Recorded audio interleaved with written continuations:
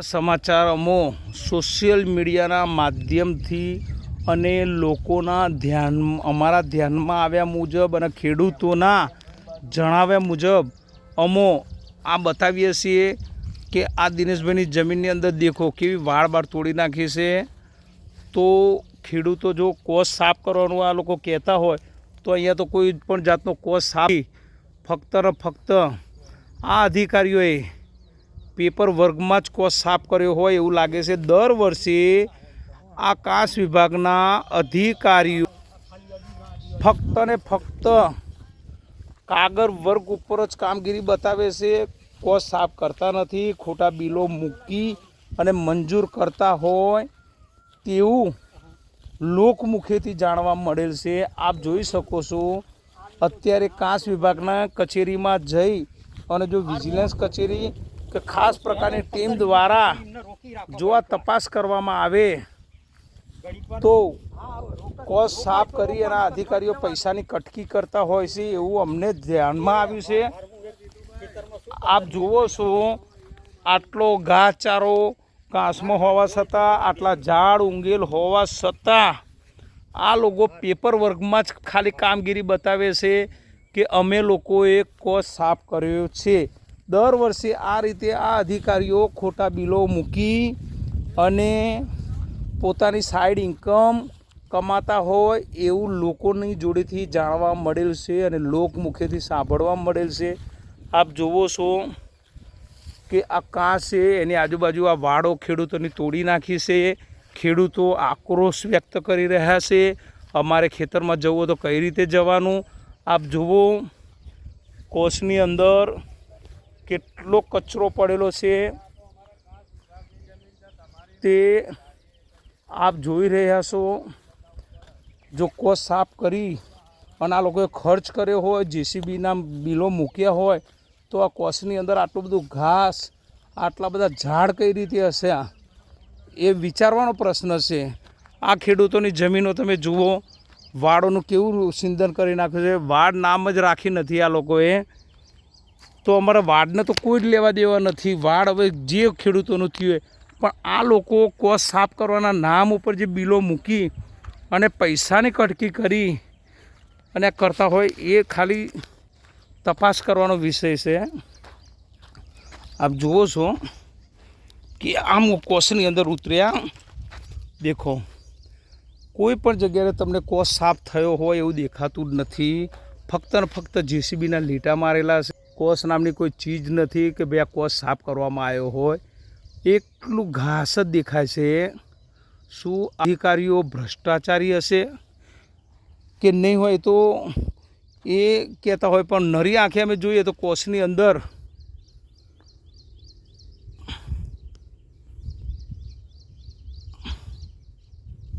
આપ જુઓ કાંસની અંદર કેટલું ઘાસ છે। આપ જોઈ શકો છો ખેડૂતોની જમીનોની। હવે કોસ વિભાગ એવું કહે છે કે કોસથી આટલી જમીન અમારી હોય છે, જ્યારે ખેડૂતો કહે કે વર્ષોથી આ કોસની આજુબાજુની વાડો અમારી છે। તો હવે ખેડૂતોના મુખેથી જ આ બધું આપણે જાણવા મળે છે, એ લોકો જે જણાવે છે એમની વાચા બની અને અમે લોકો અમારા ચેનલના માધ્યમથી એ અહેવાલો પ્રકાશિત કરી રહ્યા છીએ। સરકાર કહે છે કે ઝાડ વાવો અને પર્યાવરણ બચાવો, તો આ કાંસ વિભાગના અધિકારીઓએ ઝાડને મૂળ સુધી ઉખાડી દીધા છે। આપ જુઓ છો આ લીમડાઓનું કેટલું છેદન કર્યું છે, આ વાડનું કેટલું છેદન કર્યું છે। આ દેખો કોસની અંદર જો સાફ કર્યું હોય તો આ ઝાડ ઊંઘેલા નરી આંખે દેખાય છે, ઝાડ ના દેખાતા હોત। આપ જોઈ શકો છો આ કોસ વિભાગની બેદરકારી। આ દિનેશભાઈ તમારું જમીન છે?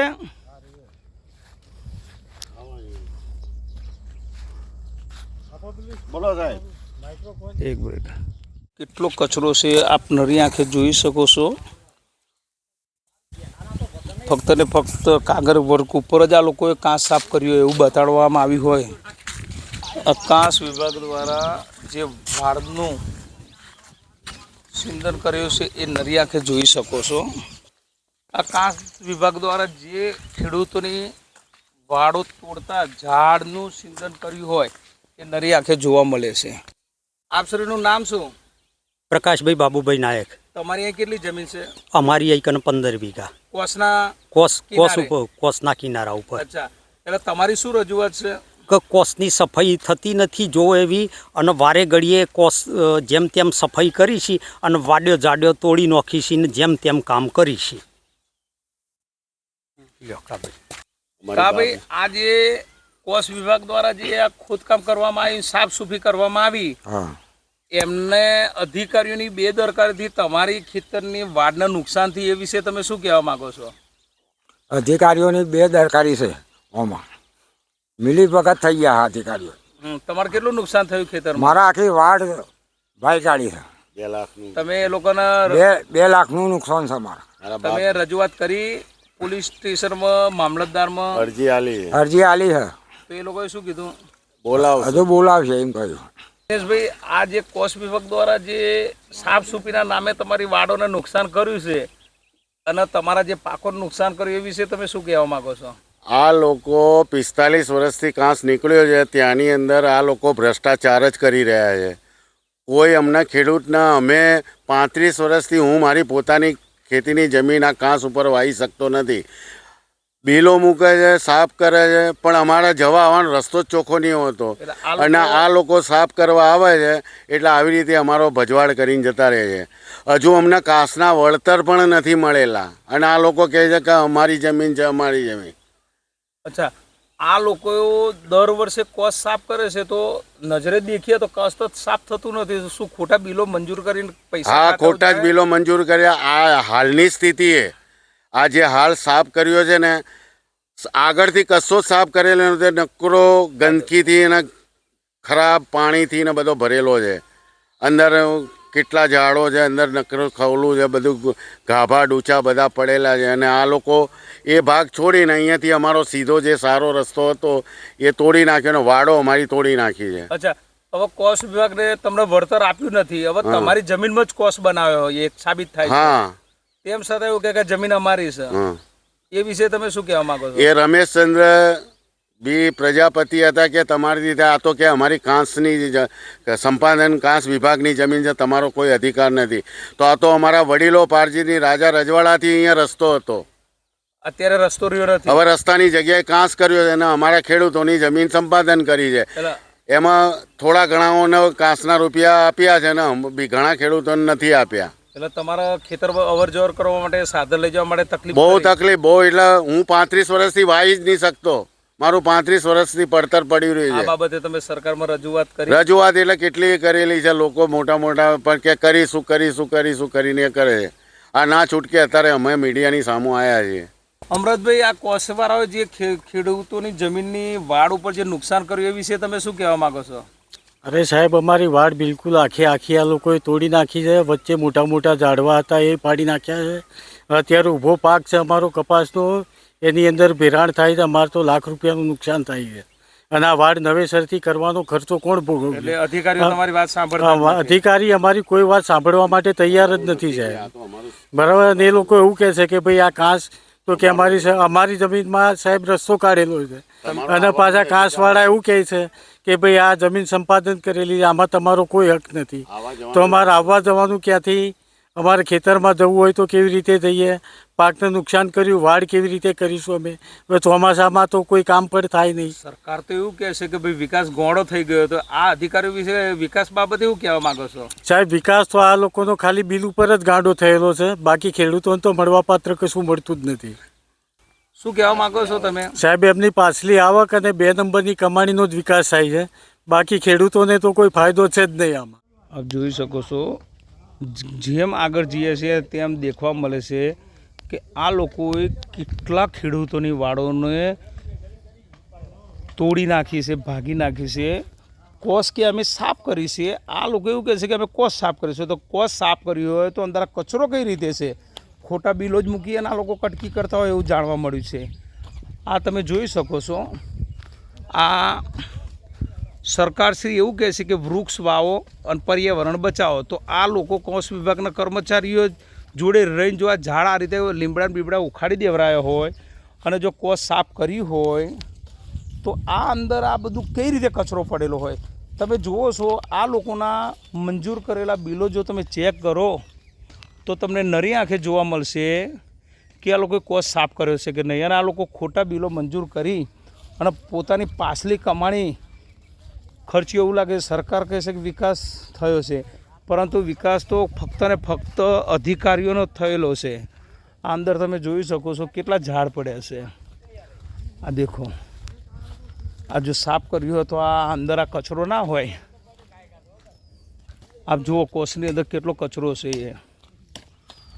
આ ભ્રષ્ટાચારી અધિકારીઓએ પોતાનો ભ્રષ્ટાચાર આદરવાની માજા મૂકી દીધી છે. શું આ ભ્રષ્ટ અધિકારીઓ પર કોઈ કાર્યવાહી થશે કે નહીં? આ ખેડૂતોને દેખો કેટલી જમીનો સિંધન કરી નાખી છે. કોઈ વાડ નામનું તો કોઈ એમને નામ નિશાન મૂક્યું નથી. ખેડૂતોની જમીનોની વાડો પર કારો કેર વર્તાયો હોય એવું લાગી રહ્યું છે. આ અધિકારીઓ દેખો કોષની અંદર વાડ 10 ફૂટ શેટી હોવા છતાં આ લોકોએ કોષ સુધી વાડ ખેંચી લાયા છે. શું આ ભ્રષ્ટ અધિકારીઓને સરકાર દ્વારા લગામ લગાવવામાં આવશે કે નહીં? આ લોકો એમ સમજે કે અમારું પોતાનું રજવાડું છે. સરકાર કરોડો રૂપિયા લોકોના વિકાસ માટે ખર્ચ કરી રહી છે, તો આ કોષ વિભાગના અધિકારીઓ કોષ સાફ કરવાના બહાને સરકારની તિજોરીને મસ્ત મોટું નુકસાન કરતા હોય તેવું દેખાઈ રહ્યું છે. શું આ ભ્રષ્ટ અધિકારીઓ પર કાર્યવાહી કરશે કે નહીં સરકાર? આ દેખો કોષ સાફ કરી હોય તો આ બધા ક્યાંથી આટલો બધો ઝાડ વાયેલા ઊંઘેલા હોય. આ દેખો સરકાર ઝાડ વાવવાનું કહે છે કે એક વૃક્ષ વાવો અને પર્યાવરણ બચાવો, તો આ લોકોએ તો ઠેઠ ઉનાવાથી મોડીથી રાંધેજા સુધીમાં કંઈક ઝાડો ઉખાડી નાખ્યા છે. તો આ લોકો ઉપર કાયદેસર મારી નમ્ર વિનંતી છે કે અમારા વિડીયોના માધ્યમથી સરકારશ્રી આ બેદરકારી દાખવનાર અધિકારીઓ સામે કડકમાં કડક પગલાં ભરે એવી ઉનાવા ગ્રામજનો, રાધેજા ગ્રામજનોની નમ્ર વિનંતી છે. ખેડૂતોની જમીનોની આજુબાજુ વાડ હતી એનું કાસળ કાઢી નાખ્યું છે અધિકારીઓએ. કોષ સાફ કરવાના નામે લાખો રૂપિયાના બિલો મૂક્યા હોય અને કૌભાંડ મોટું આચર્યું હોય એવું અહીંના ખેડૂતો દ્વારા જાણવા મળેલ છે. ખેડૂતોને અવર જવર કરવા માટે સારી ક્વોલિટીનો સારો રસ્તો હતો. એ રસ્તાને ખરાબ રસ્તો આ કોષ વિભાગના અધિકારીઓ દ્વારા કરી દેવામાં આવે છે. હવે ખેડૂતો ખેતરમાં કઈ રીતે જાય એ વિચારવાનો પ્રશ્ન. આ ઝાડ આ જે રોડ તમે દેખી રહ્યો છે એ રોડ ઉપર અધિકારીઓ બિંદાસથી પોતાના ટ્રેક્ટરો, ગાલ્લાઓ ને એ બધું લઈને જતા હતા. એની જગ્યાએ તમે જુઓ આ રસ્તાની શું હાલત કરી છે. સરકાર કહે છે કે એક ઝાડ વાવો તો લીલોતરી થાય, પર્યાવરણ બચે. આ લોકોએ તો ઝાડનું સિંધન કરી નાખ્યું છે. આ લીમડા બીમડા તમે જુઓ કેટલા ઠેઠ ઉનાથી રાંધેજા સુધી આ લોકોએ લીમડા ઉખાડી નાખ્યા છે. તો આ લોકોએ પર્યાવરણને જે નુકસાન કર્યું છે એના ઉપર કડકમાં કડક કાર્યવાહી થવી જોઈએ. મારી આવી જઈ કોઈની નહીં એ જગ્યા વધારે ભલે 2 ફૂટ વધારે છે.